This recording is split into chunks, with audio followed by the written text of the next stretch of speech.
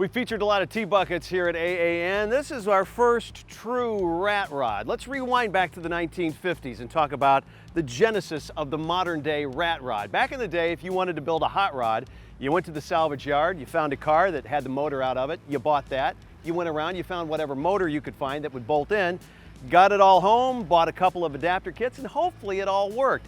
Nowadays, these modern rat rods, right down to the rat, by the way, these modern rat rods have a lot of engineering that goes into them. For this, I mean, it can look thrown together, but there's a lot of engineering. For this, for example, it's got a custom tubular steel frame. You didn't get that on a hot rod back in the day.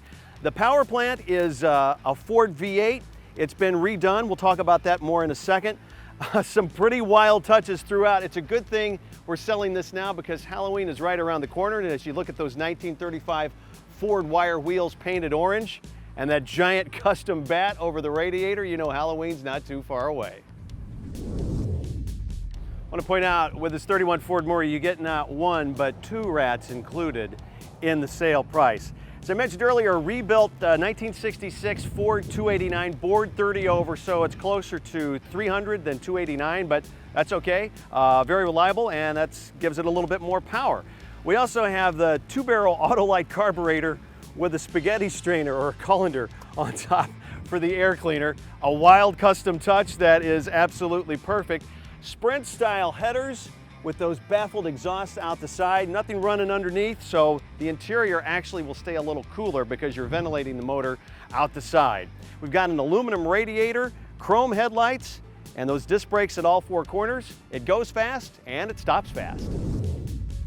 There's no headliner in the 31 Ford, but there is some Halloween touch in there with some cobwebs and spiders. Again, all included in the sales price. There's even a chandelier behind me. The consignor spent about 2 months putting this together, and his wife couldn't wait to get her hands on it either, so she did all the custom touches inside here with the spooky sort of Transylvania theme.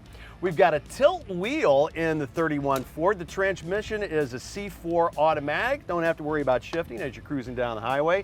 4 racing style bucket seats in place, covered in vinyl for durability.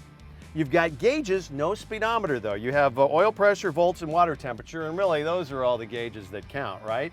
As I mentioned, the 289 from a 66 Ford is rebuilt, bored 30 over, and at the touch of a key, it fires right up.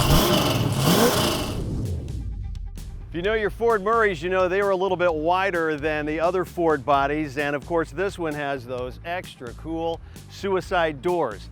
Now the Ford 9-inch rear end was moved back a little bit so the doors would open, so to accommodate the width and the swing angle of those doors. 323 gears in the back. You've got the rebuilt 289 up front. This thing will go nice and quick in a straight line, but it also won't kill you at the gas pump too with those 323 gears. It's black, it's menacing, and it's on the block right now.